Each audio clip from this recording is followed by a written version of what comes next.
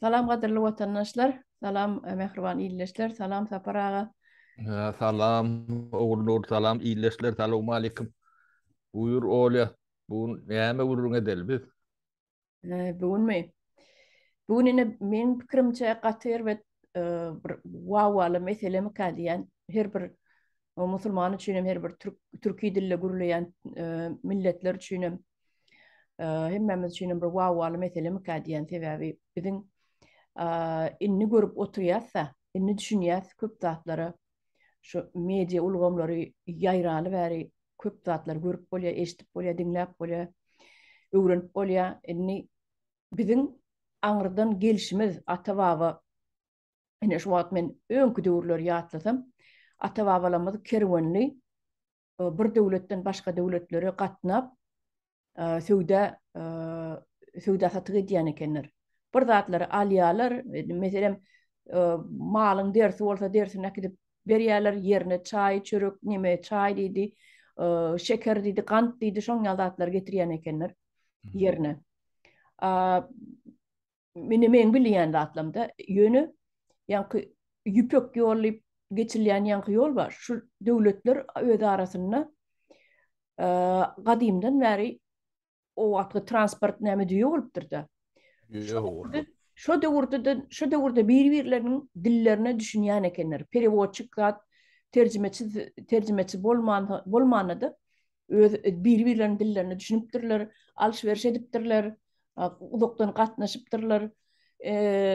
Bir döwletden başga döwlete, bir başy Hytaýdan başlaýan bolsa, beýleki uçy bu Hazar tarapa gidýär-de. Bagdad Bagdada o Kayrat yendi baryan eken. hawa şu tarafa çenne gidýän eken.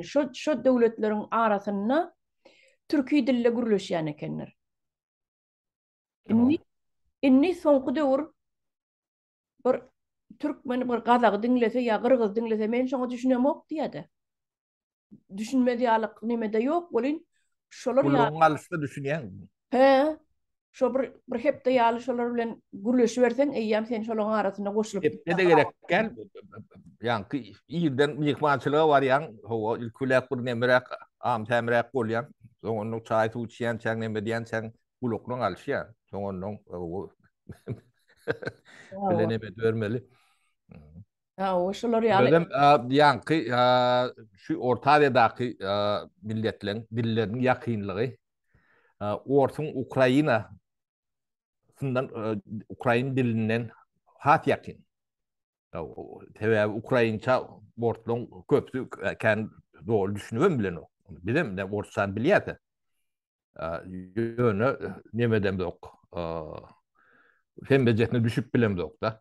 Yönü Kazak, Türkmen, Özbek, Kırgız, Tatar, Başkır, onun Kabardin, onun kom ben de çeken. Balkarlan, Kabardinlerle Balkarlan. Onun Garaçaylar, Gagavudlar var. Ulan hem beceti yani rahat düşünüp bolýar. Hiç demesiz.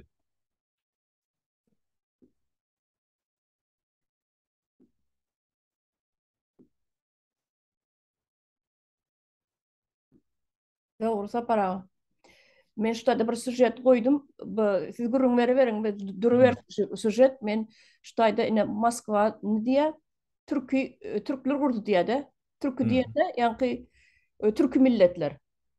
O döwürlerde türkü milletler diýilipdir de. Ähli türkü dille gürleýän milletleri. Tatar diýene kendiler kätini, Kırgız diýene kendiler. Hop şu demedi. Ha o bir neme görümde sujet gördüm. Çingiz Hanım Tatar diline gürleýän ekeni. Sebebi soňlar dilleri ütgäp Mongol diline geçip inni şu wagtky Mongol häzirki men Mongol dili düýp götür ütgeşik bolan soň ýaşlar şu wagtky ýaşaýan häzirki döwürki adamlar düşünen oklar. Şol Çingiz Hanyň gürlen diline düşünen oklar. Şol Çingiz Hanım ol tarihten bilişimiz ýaly Tatarlar bilen gaty neme bir ýakyndan baglanyşykly bolupdyr da. Ondan şonuň üçin Tatar diline ýanky ýakyn ekenne gürleýän dili.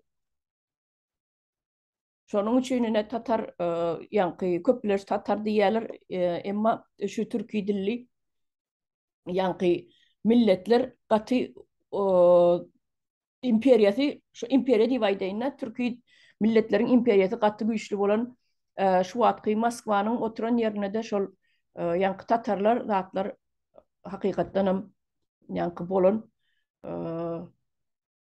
Deme oluyor ne şu tayda şuları görkö diýen o gün ben bir zat gözüm bilen göründü adım aýdyp bereyim.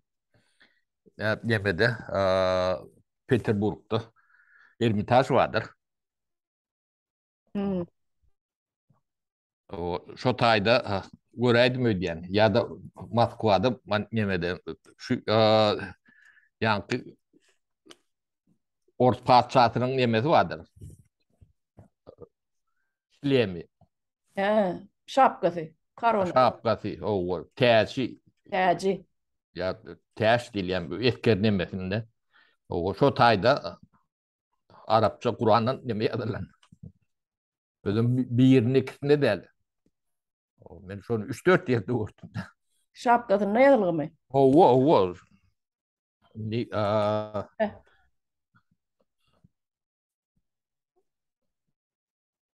ana o nämen aňlady ya. Yani şu inni ferede oturýan olin ne Tatarlar şu wagt Tatarlar var ha. Başkirler bolsun Tatarlar bolsun inni başkir millete gaty olar ýalam dälken bir sebäbi başkirlerden men tanıyandan mawulin bular näbede bolsa öz däplerini, öz dillerini, öz medeniýetini tägem saklap galypdyrlar. Haça şu Orsiýadyň içinde ýaşap otursalaram öz başyna bir nemerä kiçirak bir respublika ýaly özlerini aýratyn bir döwlet ýaly hasap edýän ekenler. Inni meniň tanışlam bar da gelýär, Russiýadan şu ejes gelýär, gatnaşyp neme doganlary, zatlary ýa-da Skype bilen, YouTube bilen, neme bilen üstüne gürleşýärler da WhatsApp zat öz dillerine gürleýärler. Diňläp oturýan olin gaty meňdeş bidenkä düşünip bolýar. Onuň inni Tatarlar var. Tatar milleti Tatar ýöne ortalaşyp giden şular. Şularyň aňyrsyny, tababasyny Hemmet däldir bar şolar ýalakdy. o özlerini bir ili orta hasap edýärlermi? Ýani seniň adyň familýaň näme diýse bir ili neme orça ýalyk gidýär-de soňundan gürleşip oturýan olinim ýa-ni Tatar bolup çykýar-da. Olya men sana bir başımdan geçen zatlar vururum göreyin. Bu zatlar biz yaşap gördü. Şweýetde bir orta oğlan var. Ericsson'un işleýärdi. Programist Alexander diýär, Sasha Patchinin diýär. O neme gowy spesialist neme onuň bayramçylykda başgala bolup duruşýar. Bir ýyl täze ýyllar mihmançylykda bolduk. Onuň ejesi gelipdir, ýani Tatarstandan. Öz nemeni emguny utoran, ýöne Kazanda ýaşaýan Ors diýär. Hiç men Tatar diýen ýerini eşlemokdum. Familiýasam Orsa meňdeş Patçin, Ors bolýar-da. O Şwed gyýdyna öýerdik buny. Kanak çagasy var. Onuň Putin täze ýyl gutlamasyny ýapýar-da. Bu 2000-nji ýyllarda bolmaly. Onu ýyrak bolmagy mümkin. Ýa-ni şonda ýa-ni turup toz aýdýar-da. Bide de tur diýip ýa-ni neme edip meni onuň ýüzüne seretip onuň sen özüňe Tatar diýen, birinji tapar şoňa Tatar diýişip. Ne? O da Ors diýen. Sen diýen Orsyny metir Ors diýen. Bu nähilek beýle bolýar. O aýalyňam Şwed ine. O ejeň ady näme diýip soradym? Alina diýär. O da otur bejetem. Bizden biraz udurak. Alina. Alina orada Tatar ödüm. Yüdem Tatar hem bir adam görüp tutar. Ne? Orsan beter orsa. Ödüm katı yani şavinist ors ne metik var ekenne. Görüldü. Bah. Ya o yaşkan bildiren ok. O bizden tiyatro bilen işimiz yok. Programist olan da işlerimiz, nemelerimiz. O şu nemelerinde dik durup bulur şol realak. Onun şu 14. yıl bolonna bulong hem becet bir yana ol menen bir yana bulong hem becet ne elekten süzdük o daşına çıkardık. Ne şol neme ne kakati kazanna prokuror bolon yung o ecetine Ali'ne Tatar hakiki Tatar o görünüp dur hem de gurlanda da düşünüyorum Tatarça da düşünüyorum. Gurla şu mu? Ne? Ana Katı gıynanırcı. Bizim boluşumuz, bizim yaşayışımız, bizim gelen dövrümüz katı gıynanırcı sebebi her bir millet doğulanına bir Müslüman maşgalada doğulsun ya Hristiyan maşgalada doğulsun, Budist maşgalada, Hindi maşgalada doğulsun. Her bir adamın özünün medeniyeti olmalı, her bir adamın özünün dili olmalı. Başka dillerin bilmek o katı goğuzat. Başka milletlerin medeniyetini öğrenmegim goğuzat. Onun hemmeti baylık deyip hasap edyen. Yani öz tohumu tiyicin, öz kökünü damarın bilen kökünü yitirmek. Yani başka devletlerin dilini gürläp ya şu devletlerin medeniyetini alıp özüňe şolar ýalak bolup garşyp gitmek, öz aňryňy, köküňi yitirmek bir hilmen üçin ne doğru zat diýip hasap edýän. Ýa gaýtşmaýaly başga milletleriň dilini öwren, medeniyetini öwren. Zatlar gatly zat ýöne özüňkini ýatdan çykarmalar. Inni şol öňkü döwre ýene gaýdyp gelsek, yine Türkiye devletleri nahili yuvaşlık bilen nädip yok edilipdir Türkiye milletleri, Türkiye dilli devletler näil yok edilipdir. Şu aňyrsyn tanamaz ýaly ýanky historiýasynyň baryny yok edýärler. Şu historia ellerine düşmesin, bibliotekalarda kitaplar okulmasın, bulun hemmesine Türkmenistan'da yanıptır diýär. Türkmenistan'da bibliotekalar yanıptır diýär. Şol öňkü bizim okan edebiyatlamız var yani Kirillitsa'da. Biz okan doğrumuzda Kirillitsa'da okuyadık. Şolong hemmeti yanıptır diye. Inni näme bibliotekada näme diýsem Gurban Gulyň kitapları var diye. Göredin inni şu historiýany, tarihi, inniki gelecek ýaşlar bilmez ýaly. Ähli zady şol biblioteka yanmaka, ýok edilmäke gaty kendat bardy oň içinde. O biz döwrümüzdäki kitaplarym da ondan öňkü döwürdäki kitaplarym bardy. Hani ne şolardan zat ýok diýe. Şey diýerler, inni Gurban Gulyň kitaplary barmyş. Inni başga milletlerim şolar ýaly diýjek bolýanym. Yani Türkmenistan'ın o Karl Marx bibliotekası var.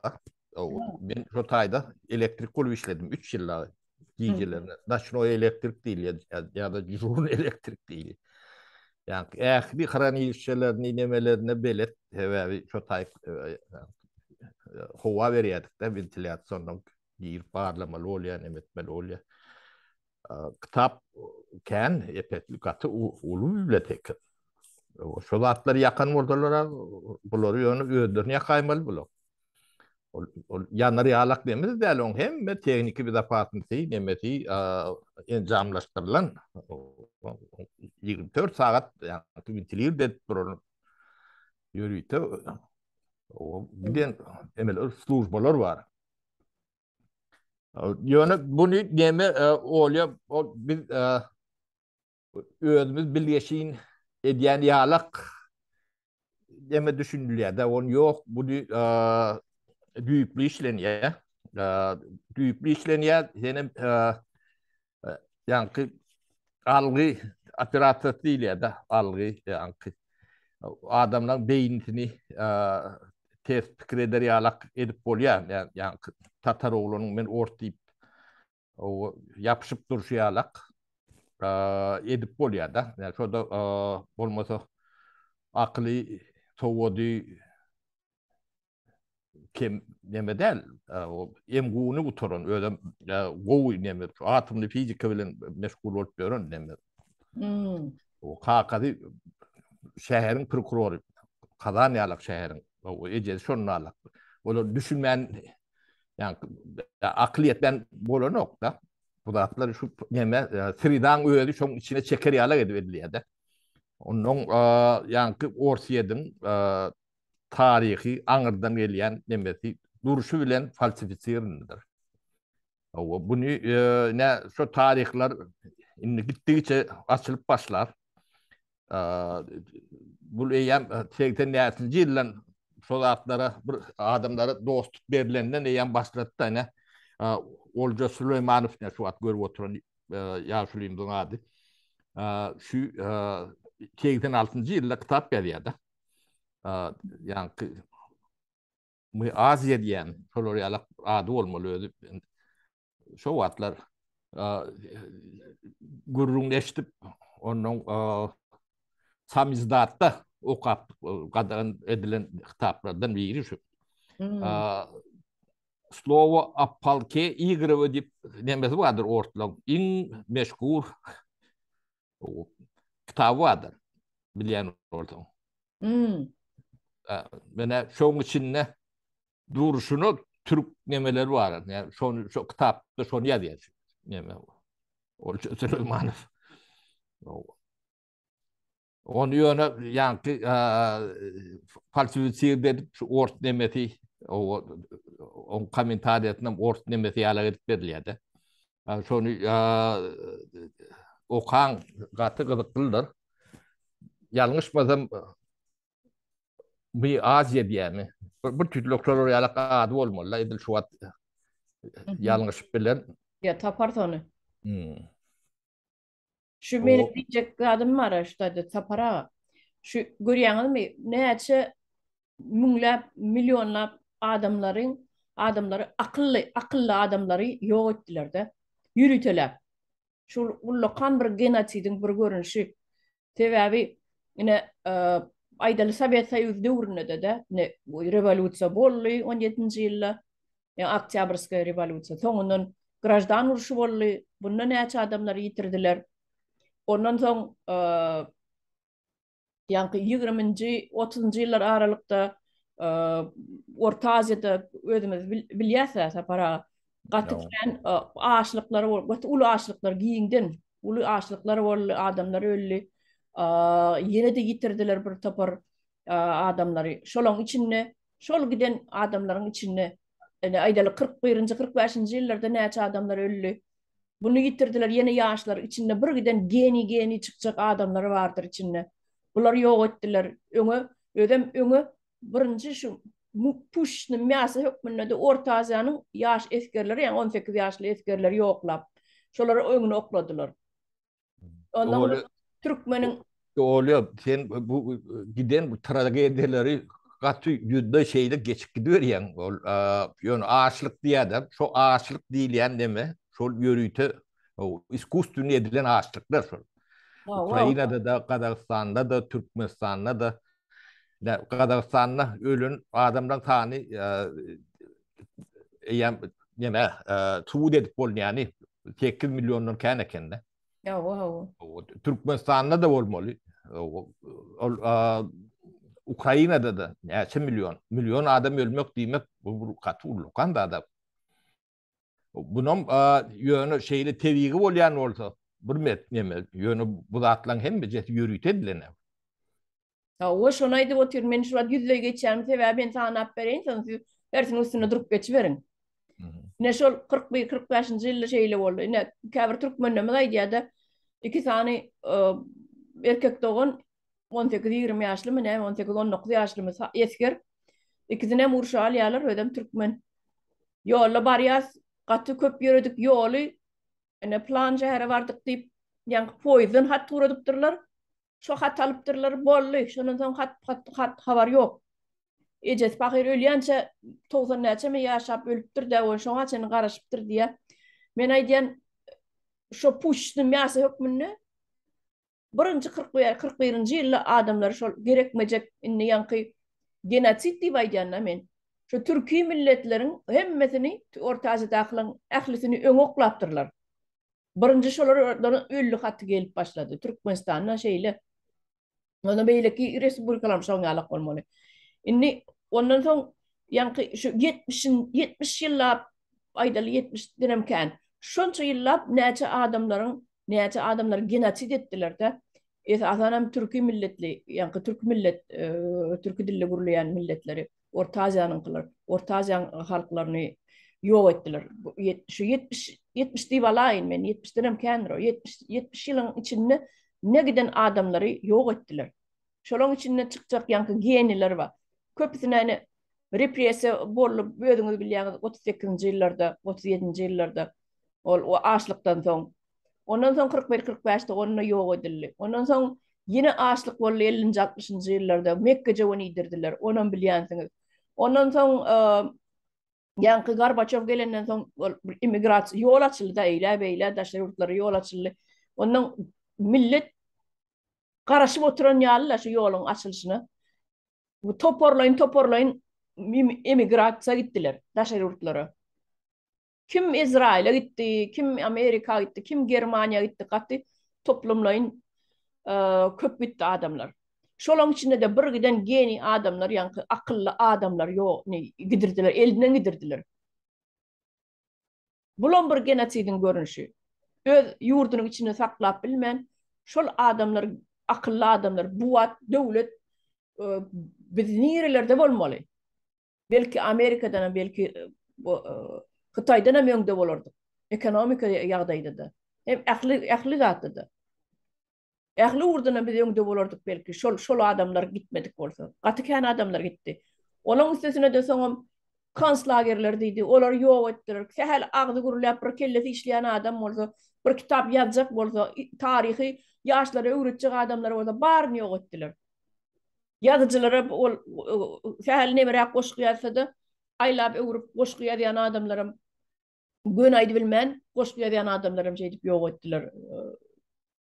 Ýok etmeselerim gepleme diýär etdiler. Gepiň ýysgasy şol 70 ýylyň içinde gatykän repressiýalar boldy, ýürüte döredilen ýanky açlyklar boldy. Gepiň ýysgasy men ýanky ýüzleýçi aýdýanymyň sebäbi şular saparagy siz ýanky persiniň üstüne durup geçerin diýseňiz söz sizden. Ýene olya ne bir ortalaň beýik tarihçisi vardır. Lev Gumulov diye familiýasy. O ne Türkolog şu türkü dünýäň taryhynyň büyük demelerine yetip bilen yeten adam şu ähli ömrü türmede geçti. Onun bir demesinde şu reportajında da deme diýdi. O bir yerlerde geçýär. Hem şune diýäňiz diýdi. Bunu o sen akıllı diýär şoň üçin. Ana. O dogrusyny aýdypdyr. Ya we слишком умный diýär. Bu ödem beýik bir ýemeň başgalaň çagaty. Nahmatova diýip. Şoň ogly şu. O kakatam ýene ýa-da Gumulov tip nämet bolmaly. O da bir bir akıllar adamda. Dogry. Bu da tarihçi. 3 tapar çykýar ýene talýarlar, çykýar ýene talýar. Kulağından nämetine çeldi. O soňky nämerine şu nämelerini dinleýän Türk dünýäsi barada Türklerin kimdigini, nämedigini, düýüp nämelerini nämedýän gow eserleri bardyr. Bu giden indi okuwçylary köpelli, Gumulowyň okuwçylary diýip ekrana çykýanlar. Gatul işeden türmede çüýre diýerler. Doğru. O bizimkilerin içinde de vardır ne Ataş'ın Asır Ataş diyelim. Yazı var ya bizde. Çağrı Asır. Ha, çağrışır diye var o. O ne so Çağrı Asır'a sinirlerini, rahatlarını göründür. Hmm. Onun başka tarihçilerimiz vardı. E,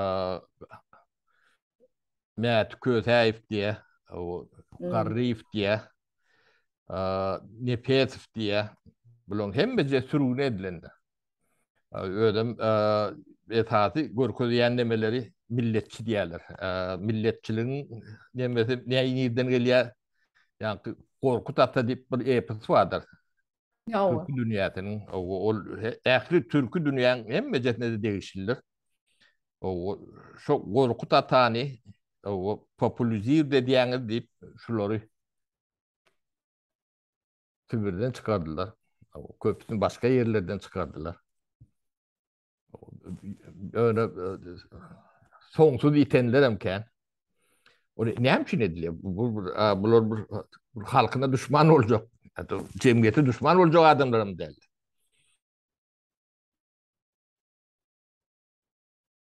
Yani bu yürüdülen siyaset sol sol orsun nemesine kavat gelmeyen olsa yok edilen kendine.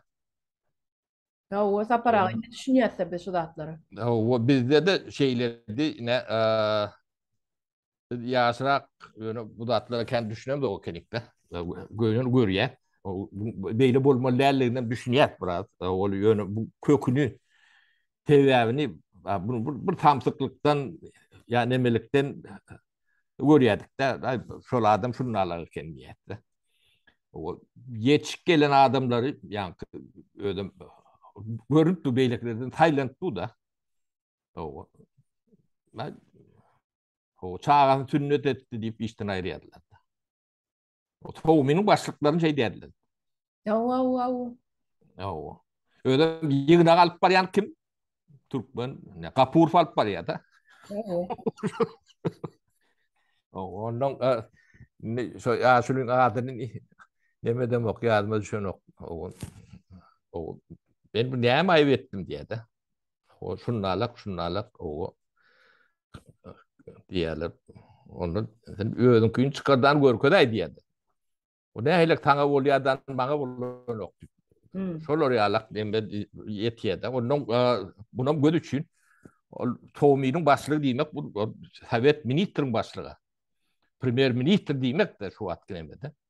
O şonu şolor yalıp bakana bilen ayrıp bilen olsa onun kalanlarının hiç böyle demet böyle. Ne biz ömrümüzü şolor yalık demeni ken gördük. Ne biz de atılcağa deyip bir yaşlı işleyedin. Ölündür bu at. Dir olma mümkün yönü yüze yaşandır bu at. Bizden vuruluyor, ken vuruluyor. Demek başlığı olan upravleniya şu parta ministrliğin upravleniya kendine Glavken şu nemesin başlığı olan. Yani sonra yani artığın sünnet ettirdi deyip işten ayrıyalardı. O Hmm. bizim yanımızda işledi. Ömür boyu. Altın yalak adam. Samaroduk. Yani şeyle Ya o naçalnik şu vatkı naçalniklerin emmeten çağaların sünnet ettirenine ova başka bir ovalara kaçırıp şu taylarda ettiriyen ekenler. o Şolar yani ne sapara ne şu eğer şu Rusya ne önkü aydalı Rusya devleti Orta Asya'nı basıp almadık olan olsa biz ne ilde urlarda yaşardık. aynı onu diyeme öyle bir palatan yalak oluyor da bu Kızıklı da, kızıklı, katı kızıklı. Men için bunu mandolir dedim kıyın na o ne ile olacağını. Bu vasfı almadık olsa başka bir vasfı alacak alamam olup duran yerler var. ne köpler aydı da Orslar olmadık olsa ne biz Nemsler vasvalardı. Nemsler vasvalanmasa bu olurdu. Hani Orslar vasvallı. Yo, hiç de almadılığım mümkündü. Yani yani devlet kuruluşu o dünyanın o devletlarda hem yerde de şonalak. Hiç kim demedi. Yani ne şu Orsun şu atlı teritoriyası var da. Oh. Yani 10. asırlarda 10. asır demek bu katı daşam derler. 500 yıl şeyle oluyor da. Hmm. 10. asırlarda Kazakistan'ın hem teritoriyası hem halkı yani şu taydaki şu at dövrlerdeki Orslun sadından teritoriyasından bir neçe etti. Kene kende. Hmm. O yani yani devlet bolacak bolan olsa biz hem memel Kazaklan nemesinde yani Türkü devletlerin nemesinde olmalı kenik. Şonu yuvaş yuvaş kırıp kıratı yüşürüp demedip Soğumun Kazak devleti yok diye getirdiler de. Şu Putin diyor oturuyor. Kazak Yo devleti yok. vay Kazak devleti değil. ol vakti Kazak'ın teritoriyasından bolmadık. Kazak bir göçme millet. Biz o teritoriya verdik. Kard verdik. Siz de kaytayım. Siz bize Tanrı elkasına aydın diye ortalar. Şu vakit ortayadan Kazakistan bile teritoriyasından ulokan eken. Yo. Teritoriyası. Yo. O Tüya zaman basıp alıp 15. 16. asırlarda. ya ortalar ne şu basıp alıp yerini teritoriyasını giyin gelip gidip oturuyorlar. Men aydiyan ne için beyti yakarlar diye. Neme gerek o teritoriyasının ama var. Bu nimeden Zapat'tan başlap te Vostoch'un samalet uçağında da 9 saatte var ya. Ortaydın teritoriyası. Şu an teritoriyası. O Almanla. O yeme derdine deme yaranı o köp yeri. seyreden oklarım biz O. Yaşkak Yakutska gittik. Şu tay göğünüme gittiler. Tam oluyordu. Şöyle tapravarda ettik. Studentka. Yeme Novosibirsk'den Yakutska varyantı 6 sağa düştük. Ana. O Novosibirsk'ten Sibir'in ortada. Ya o. Şon yalı. O özünün derdine yaramayan teritoriyalar kendine. Onun şu üçten bir bölüğünü yaşayış yer tutacağım olma mümkün. Kalan iki bölüğü derde yaranı. Çöllük, O koyluk mu? 6 sağa düşenler yeka öy yoktu da. Tokoy yani tundra. Ya o. Ediliyordu. Ol ağaçlarına ama kırıp kırıp satıp Xitay'a satıp para elinden eline diyorlar ol nemeler. Her kim ödüçe bağ bir neme yalla. Bir tüzlü ediyen dağıtları kim ömürtü bağ yamak, kim köprak pul kazanmak. Şeylere görünüyor olun bu büyüğünde başka da at yatırım kanayan oluyor. Bu benim fikrim elbette. Şu adat bolmadık. Halk olsun, millet olsun, şahsiyet olsun, adam başkalan nemesinde olsun. Adam yerki ruhi adat bolmadık adamların nemesi bir zat ütköşük bir zat yaratmak, öğretmek nemesi katı çekli olayan eken. Şu kul ruhlu adama bilim versenem hoplu, baylık versenem hoplu. Sororiyalak yağday ortağa geliyor da. Onun bunu ağacım saklamak hoplu. Ne kul deyip Türkmen kendi ağlayanlar. Kul iyi deyip Türkmen'in ulu belki de problemi diğer yalak değil. Sororiyalak diye var ki kulu kıyı vermediler. O kıyı almadılar. Kul iyi deyip katı ince nemeler var ki Ya, sororiyalak talapları. ya o var. O neme kulu ten bilim veren dedi ütkanı o ken. Ruhu kul olan adama alım ver bilim ver. O baylık versen ol deme diye. Şu at değerdirek gören Türkmenler vardır baylığını demesini balanı tımmanıyor. Şu kulun demestir. Yani ön garip bolup toň baýana dip Türkmen goşgularym bardyr. Mağtumuli Ne hoş. şol ondan muallimler vardır. Ne çağa ananlyada muallimleri. Ol ul ruhlu adamlara çağın yanına barmasına, çağa terbiye vermesine katı dikkat etmelidir ya da golülütmeliler. Tevavi ne Sovyet demesinde bir zat vardır. Hem bir zat yat tutulyandır. O egzamin alanında sen ezber yattan aytmalydın.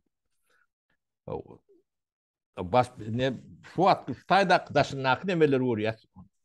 Bärde düşünme nemetini öňe sürülýändir. Adam düşünmeli, ya tutmalı. Ya tuttur onu.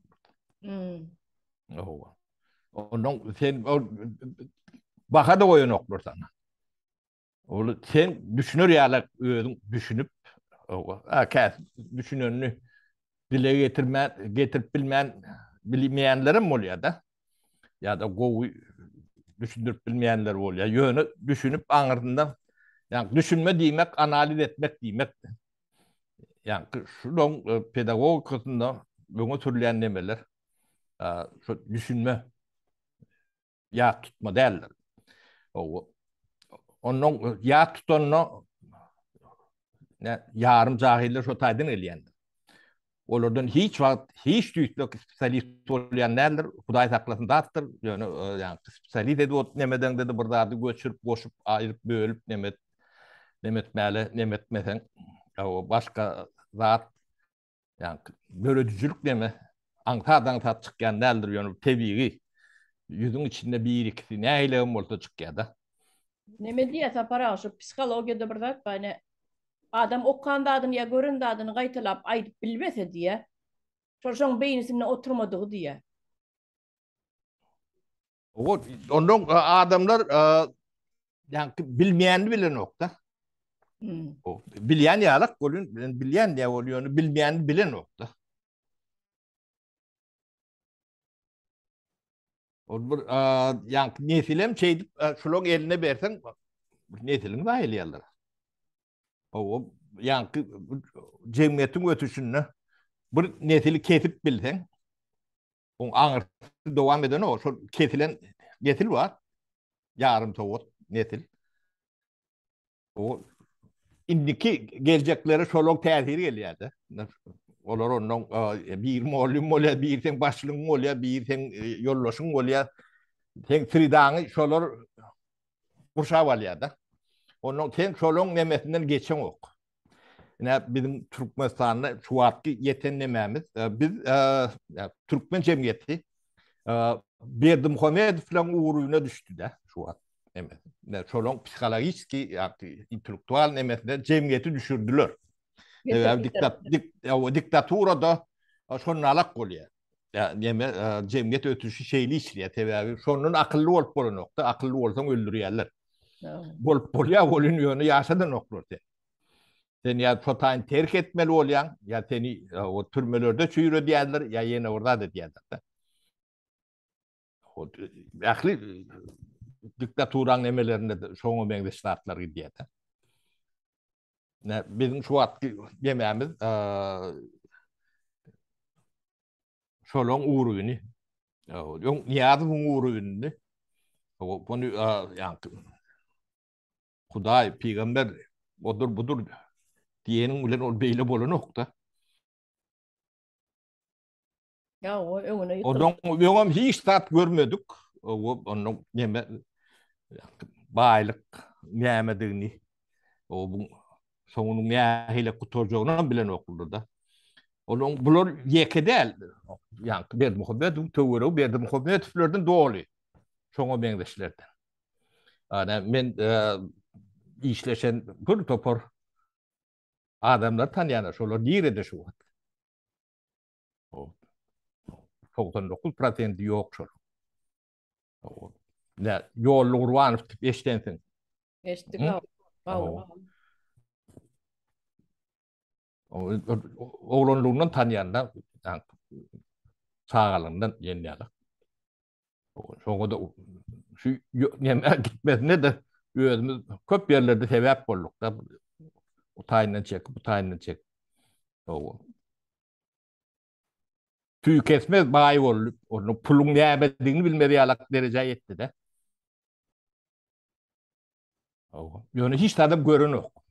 O barana da sıgan yoktu. Onu görüp oturuyorlar taşını. O. Ne şu at, şu bağ mı? Doğunun arnaşları var mı? Olurum yoktur. O. Çağatında çoğu olsun burada koyup git yemesi var mı? Yoktur. Ya beyleklerden bana olur yalak bir topur var. Kemesini bilet içinde ya ne Aga Khan şolordan bayi deme yok. Ya bu şu vakti bana tırman öğrenlerim şunun alaktır. Yeteri yok. Şol yankı peak data değil ya da. Şu data yeten son hem mi daha gidiyor. Yani Türkmen cemiyet olup entek bir bu da atları yani Türkler kavurmadık diye de kavurmadık diye biz bunu entek kanımızda kaynatıp bilmedik bir cemiyet. Yani yokmudu yani sağlamlık näme boljagyny, aktyklymyň näme boljagyny o şolara bir ýolda näme goýup gidip bolýan bolanok şu zatlardan pikir eder ýalak näme ýetmendir tabi. Yani şeýle görýän bol şoluň hiç bir demesi ýok. Onda şu wagt Türkmenistanyny puloko boluş garanjak bolup ılgaşyp bölürdi. O hemme zat diýerler adam öldürmesine çenli, satmasına çenli. Hemme zat. Ýöne oňum soňy ýok da, hiç zat ýok.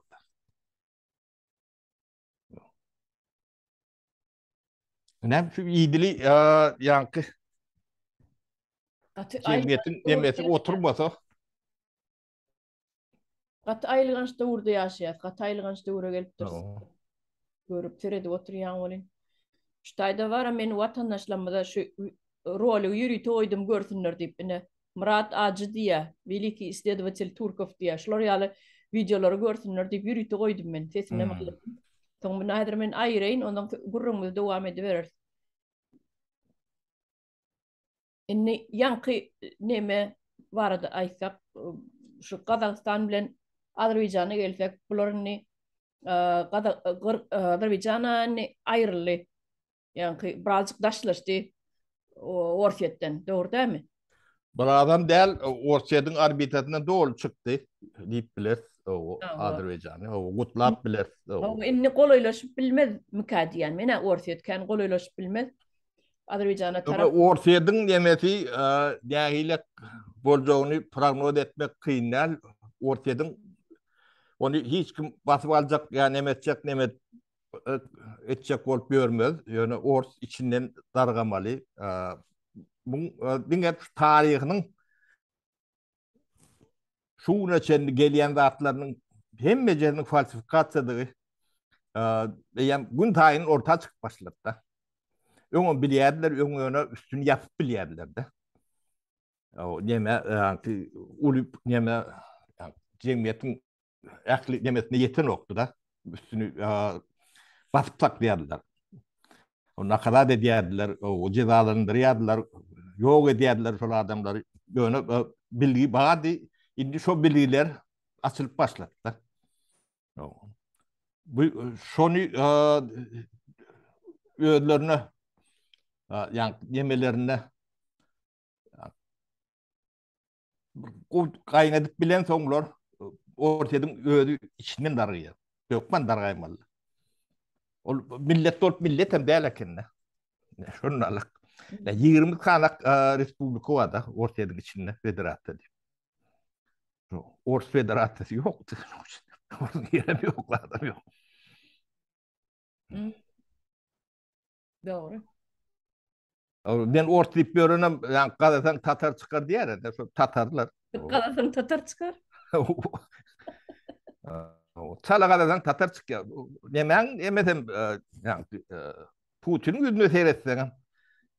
Şu men Saşa diýen dostum var, şoňa men diýerde. O. Diyemiz.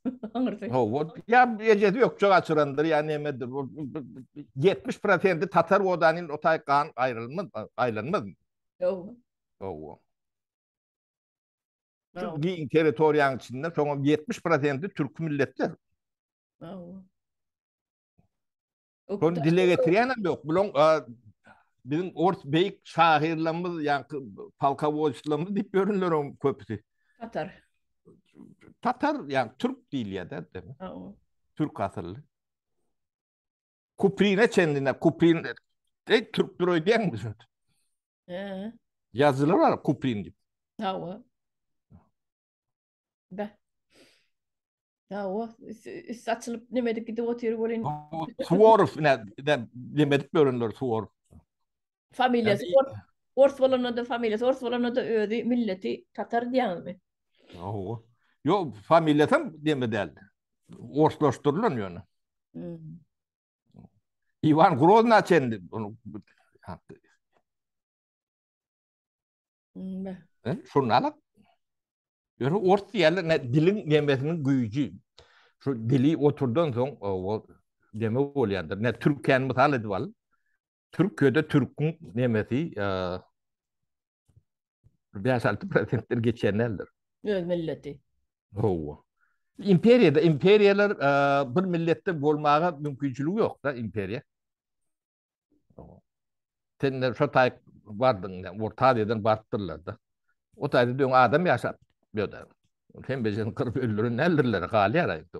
O yetir alayan, o kul ediyen, ya da devşiriyen diyorlar da. Şu tayda. Türkiye'nin içinde de kâne Türkmenim var, Kürt'üm var, Azerbaycan'ım Hem var, becesi var. Ermeni'm var, İran'ım var, bu Hristiyan'ım var içinde. Ol nemeden Greç'den gelen Greklerim var, yönü hem Türkçe oluyor. O nemeler var. Şulun tarihçi, biyolog nemeler var. Meşhur ılma adamsı. O şu at neme gündeme çıkıp bir da. Şenger ödgür diyeyim. Ve ödüm milletçi, Türk milletçisi. Hmm. Yeki damca kan, Türk kanı yok da. Yeki damca. Hmm. Öyle mi diyor? Yeki damca Türk kanı yok dedi. Hmm. Ben Türk diye. Hmm. Ödüm milletçi Türk yönü Türk'üm der. Hmm. Ne? Türk'ü bir demet o İsleninin adamın bokurda onu demetecek. Hmm. Çoğuları yalak numlo çoğu. Ne şu Nazarbayev'in Kazakistan'a oturttu da bir 30 yıl yalı. Olin şular yalı ki milliyetçilik nemeti döremedi şu adamda. Mena görmedim. Yöne görmedim. Kayıp. Diyor diyeme bazı Nazarbayev akıllı adam değmeli. O mena ulu hormat koyan. O yanlışlıklarım kendir. O yönü yani ort ulu güç. Sen onu düşünenin ulenem aydıp olmayan yeri kendi oraya da. Hmm. Sen yok et görüyordu. Onunla o rol oynaptırdı iki taraflayın. O ne Oturan orada. demeden zaten ne Türkmenistan'dan Türkmeni kovuyanlar. Kazak tersinedir. Dünyadan Kazak çöplendir. Kazak getirenler. O etti. O Türkmen ne ya? Kovuya. Kovuyan. Hayran alaymalı Türkmenleri.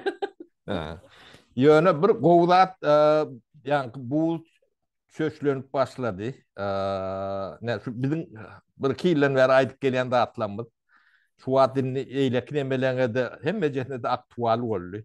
Ha, olur bizden neme diyenler deyip neme demek. O bulma mümkün. Dinleyenler neme diyenler. Biz özbekler katı kendin diyenek. O şu Kazaklar ay yani. değil. Para bizi var ya şu dinleyen Oğan Türkmenlerim dinleye, İran Türkmenlerim dinleye, Özbek'im dinleye, Kazak'ım dinleyen ekeni. O neme yine şolong ritorikasını ne şu bizim diyen zatlarımızı geçiyor da. O bu beğendirici zat. Yani tarih bile yüzleşme değil ya. Ne Özbekistan gen görmeli. Yürüytü ukaz bilen tarihinde öğrenmeli deyip sonra terişte öğrenip Tabiat döwründe da deme ýok edilen akıllı adamları, bilim adamlaryny o tarihi dünyada yani özüň tarihini öwrenmek üçin dünyadaky bibliotekalerde, zatlarda iş geçirmek üçin o näçe milyon terişde wör. O net boloydu şu ukada bol çekipdir. Yerlerde geçýärdim demedi. Ne? O ne ödüm dil demedi tribunudyrum.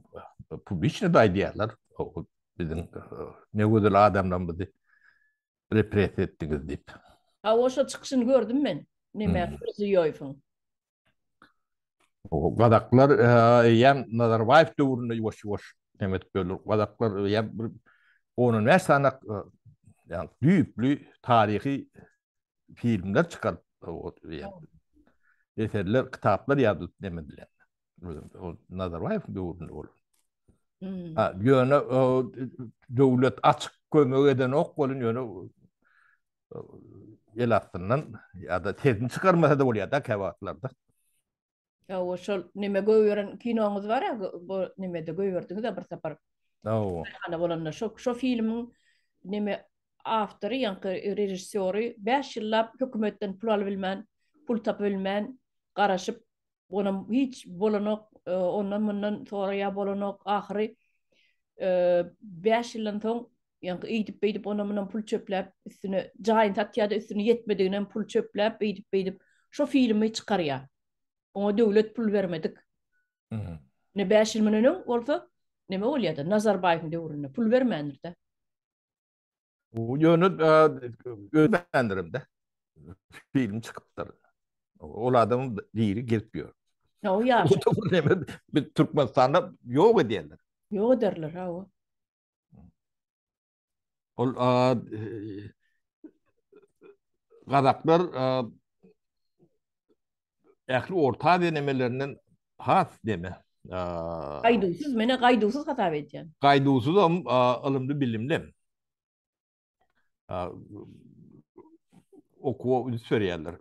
Daşında içinde oku diyen yerleri ne ben? Ne fiin etseniz gadaklar ken Moskvada da hatta ne badır onu kendiler. Yani Esengan içinde okap görünü yoktu. Daşında okuyandırlar. Yani daşında yani postsovet demesin daşında okuyandırlar. O Angliya'da, Amerika'da, Germanya'da kendim. Sebebi adat bolmadık yerden adat fikir deme alıp bolun ok.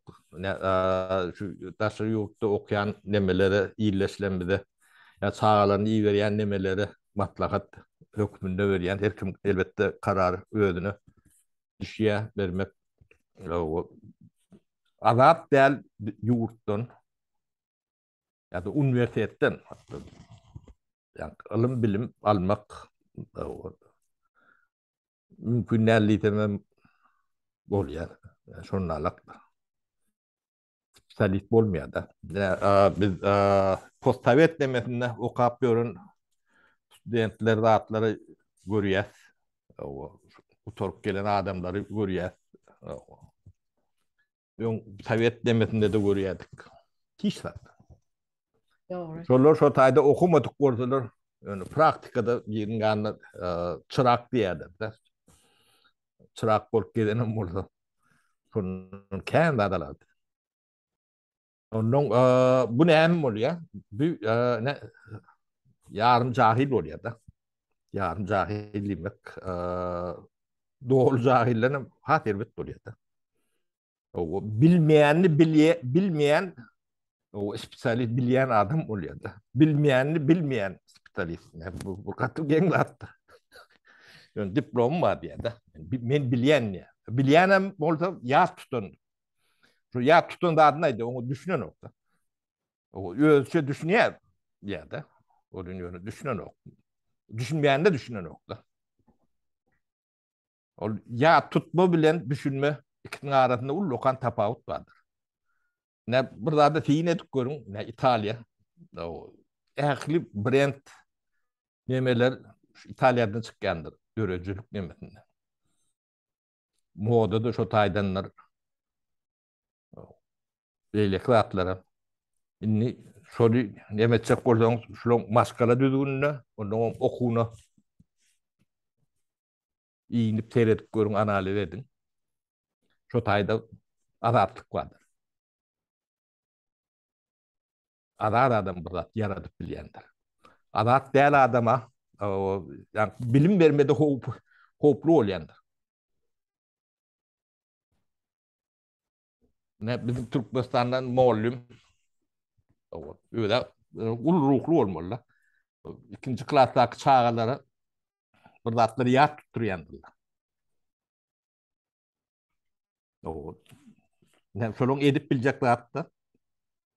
Ne arada diyden ne prezident arkadağımız ne mi deyip şolun koşkuları vardı. Ön Sapar Murat Niyazov ne mi dilen koşkuları şolun çağaları yat tutturuyorlardı. Atamız babamız ne mi? Ne bir niyetli gayelaman ne mi? Pedagog olup şol atlara düşünmeyen olsa olur yalak adamın elinde çağı ne yer? Ondan bolýan. Sen geleceksin ya. O yeketene mi geleceksin der, döwletin gelecek olur. Yetir yetişip olur. Yani öňçünün başına geçmeli adam. Ya burada öğretmeli, yaratmalı adamda.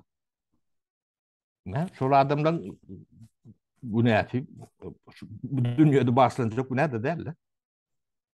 Özüm hiç tad etmeýän ýa-da edýärler de. Ne? Yani yarım spesialist bolanlar şondalyk bolýar. Yarım jahil diýýär. Doğru cahillere verir duruyor. Nime barada saparaga. Yani Kazakstan'a gaýdyp gelsek, şu adını Kazakstan'ın bir tüýsli bir ödünü how pastyna görýän ýalym ýa howatyrlanýarmy bir zatlardan ýa-ni Putin ekspansiýa edäýme mümkin ýaly bir pikirler orta atylýar. Sizin pikiriňizçe men pikirimçe ynam ýok bu neme Putin diýilen adama. Bugün salamlaşyp beren adamsyna erter ýeňsesinden bir ok gelme bilýän adam da.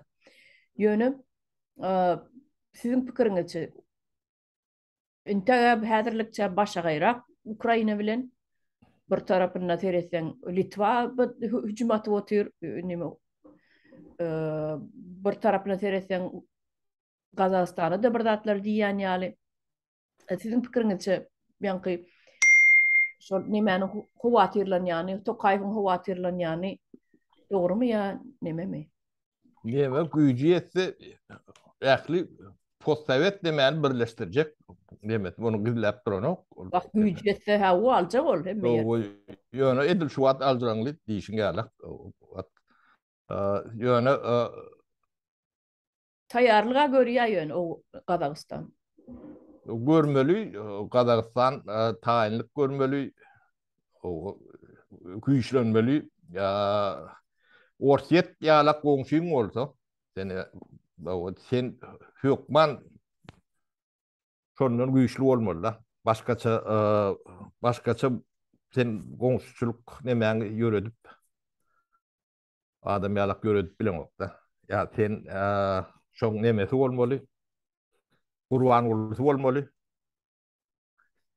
Düşünür waýda şey türkmençe. Yani Türkmenistan ýalak bolmaly. Ýa-da güýçli bolmaly. Sebäbi Kazakstanyň içinde Ors milleti taany kendir. Ýöň Sovet nemesi ýyklaýan döwründe Kazakistan, Kazak milleti 30-35% 40'a da yeten o eken. Onu ten Kazakistan diýmän problemali. Şoň etati yani paýtagtyny göçürüp ýörenleriň büyük sebäbi şol. Sebäbi yani şu Demirgazyk deme Sibir tarapy durşuny ortsa.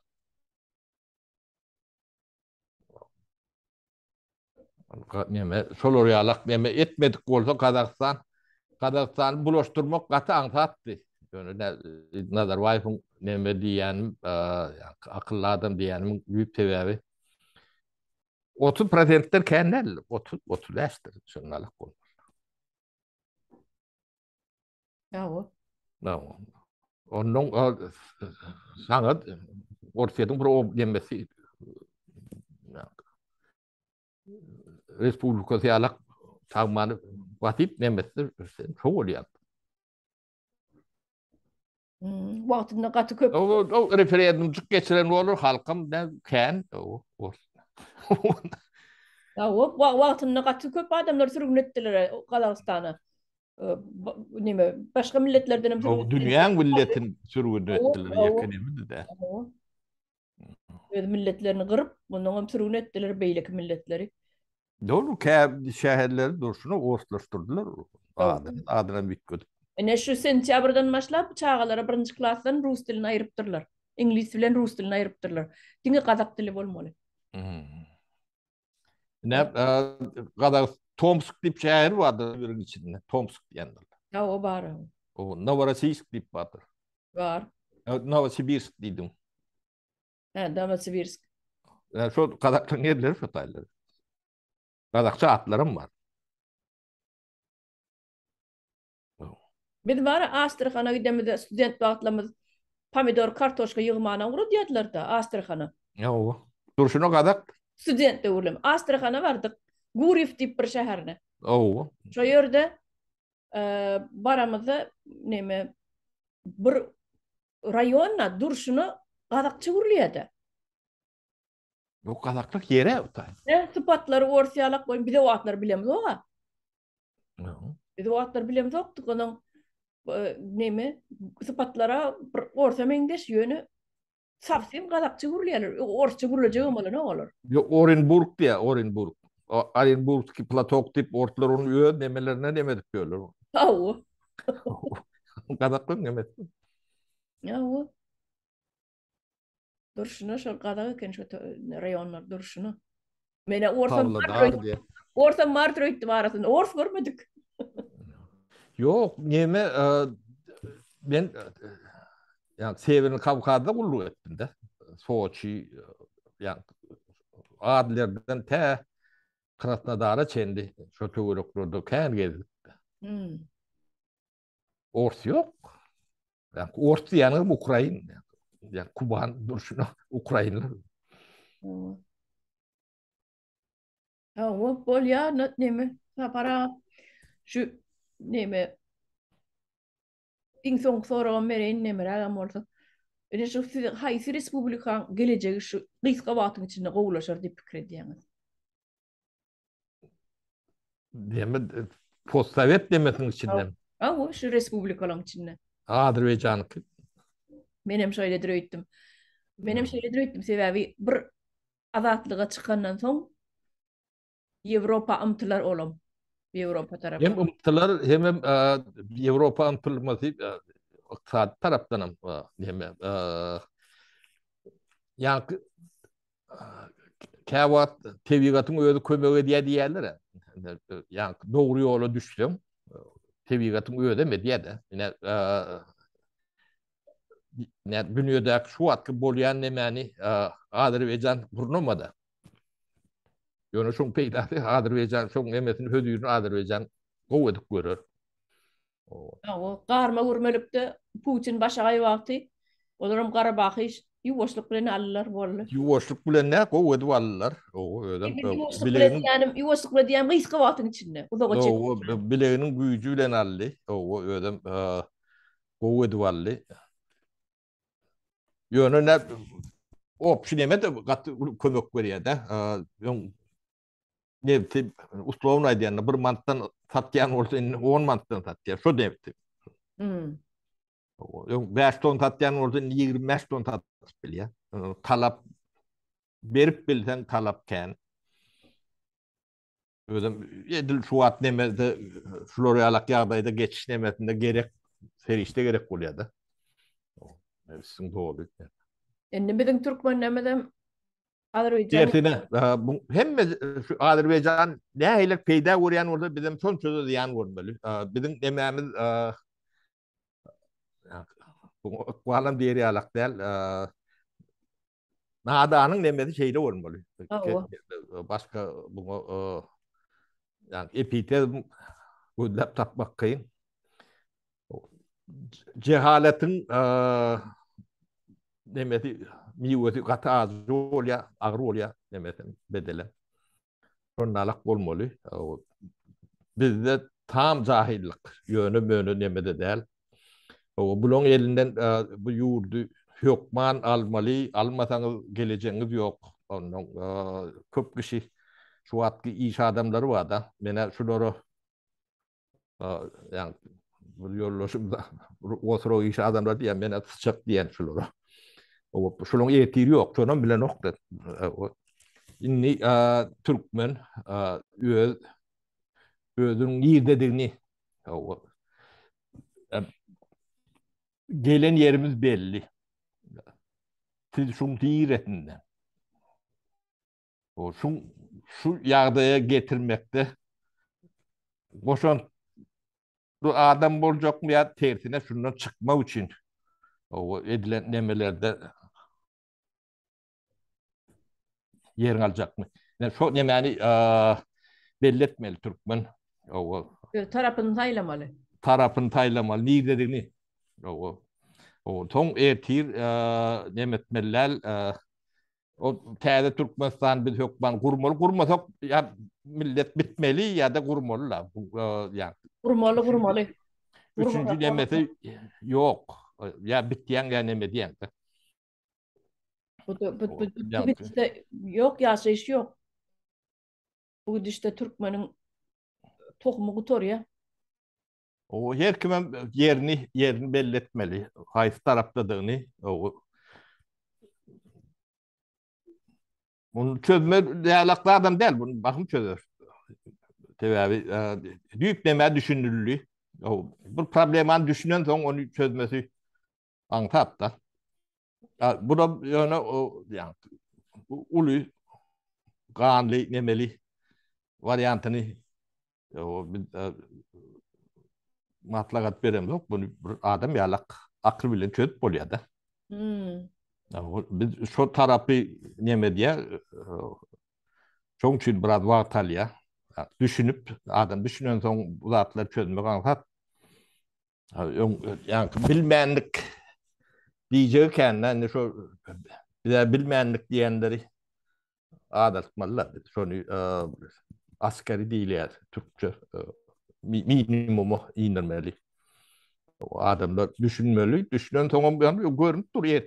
Ne olacağını, çağın ne olacağını görüyor. Özüne ne olacağını görüyorsun.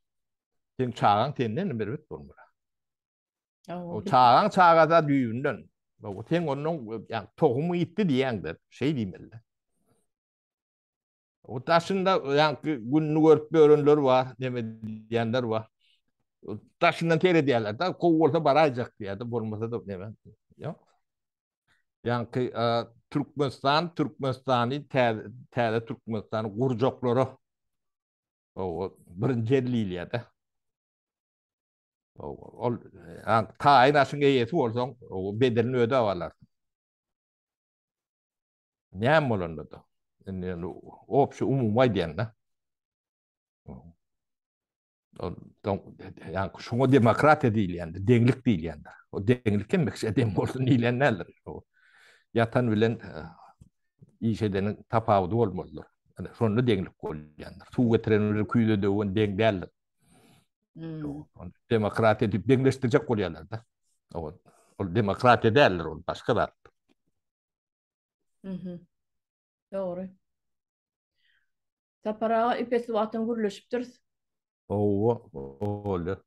Ben bir gepleşimizi şu yerde tamamlaysak diyen. Bolya. Tavol o şuraya kepleşe çağıran için. Böyle sim sağ olun vakit tapıp geleniniz için. Tavolun iyileşlesi de tavolun. Böyle bu atları gepleyip gürleşip o gurrun verip düşün etmeliler. Düşünme uçuyla gürleşmeli. O Gepleşip taparağa köp gürülmeli. adamlar düşünüp başladı inni. Köp adamlarım düşünüp başladı inni. Şu gepleşilen son oluyor da. Her kim önüne oturup düşünse başkaça oluyor. Ha o yönü orta hizmet ediyenler Instagram gelip yazıyorlar komentariyada. Sizin edeceğiniz ne doğru deyip. Ha, olan işi o yaptılar. Ay şey bina yazıyalara gülüp gülüp ölüyor ne. Edilen nimi komiklerimiz kendi aramızda. Onunla beni Yok ya, yeka Türkmen ne hal olur ya, lak benden şu Saşa dostumdan primer aydı otuyor. Ödem şu yemeden ortiyetten kaçık zanı zor utoran oğlun. Şunu da şunu oraya alak demet. Kaan singen molmolong. O what Ors'tan beter Ors oluyor da Ors deyip bu lokan kendi Ors'um yoktur. Hmm. No. Onu nemiştaydı Bolya, WhatsApp'ta bolya, ben bolya. hoşlayalım. Benim şu gepleşimizin ahırını sözümün sonuna Azerbaycan doğunlanmadı. Tüy sürükten kutlayan öz baştak bolanlar için bir ayratin devlet inni kararsız devlet ine şunu kararsız devlet tip bolyadı. No, benim koşulayan kutluluğun oluyor. Azerbaycan doğunlanmadı kutlayan sizi. Bolya onu sağ olun vatandaş. Bolya, sağ olun oluyor. Yine görüşürüz.